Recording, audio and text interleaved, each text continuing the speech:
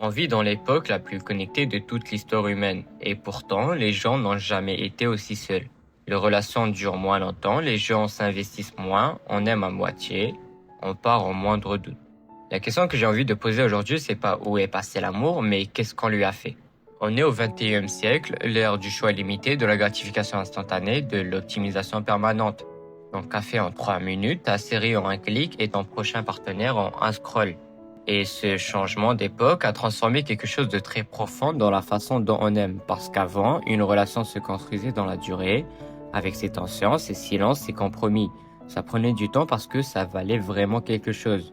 Aujourd'hui, le temps est devenu une ressource trop précieuse pour être perdu sur quelqu'un qui ne coche pas toutes les cases. Alors on optimise, on compare, on reste sur le marché. Et les chiffres le montrent. La durée moyenne des relations diminue depuis 30 ans.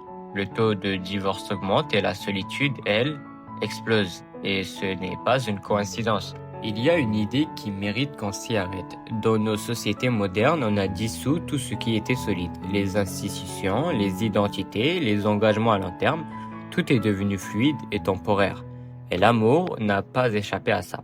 Ce qu'on cherche aujourd'hui, ce ne sont plus vraiment des liens, ces choses qui s'attachent, qui tiennent même quand c'est difficile, qui demandent qu'on renonce à une partie de soi pour rejoindre quelqu'un d'autre.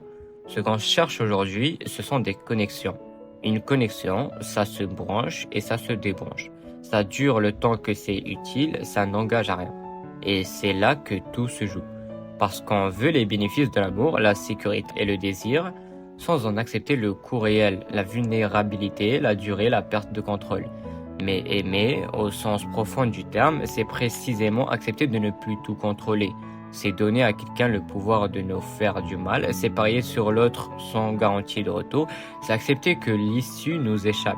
Dans une époque qui valorise l'efficacité et l'autonomie individuelle, cette perte de contrôle n'est plus vécue comme une beauté, elle est vécue comme une menace. Alors on ne s'attache plus, on garde ses options ouvertes, on reste libre et on se retrouve seul.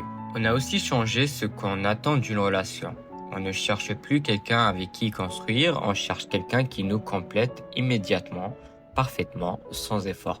Et dès que la réalité déçoit cette attente, dès que la routine arrive, dès que le conflit surgit, dès que l'autre nous surprend avec ses défauts, on interprète ça comme un signe que ce n'est pas la bonne personne.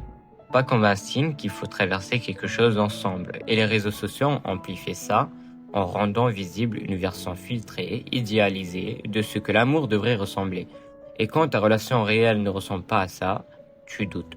Et à force de partir, on ne sait plus rester. L'amour n'a pas disparu, mais on lui a retiré les conditions qui le rendaient possible. Le temps, l'engagement, la tolérance à l'incertitude, la capacité à rester même quand c'est inconfortable. L'amour n'est pas un état qu'on trouve, c'est un acte qu'on choisit. Encore et encore, même quand c'est difficile. Et peut-être que la première chose à faire, c'est d'arrêter de traiter les gens comme des options.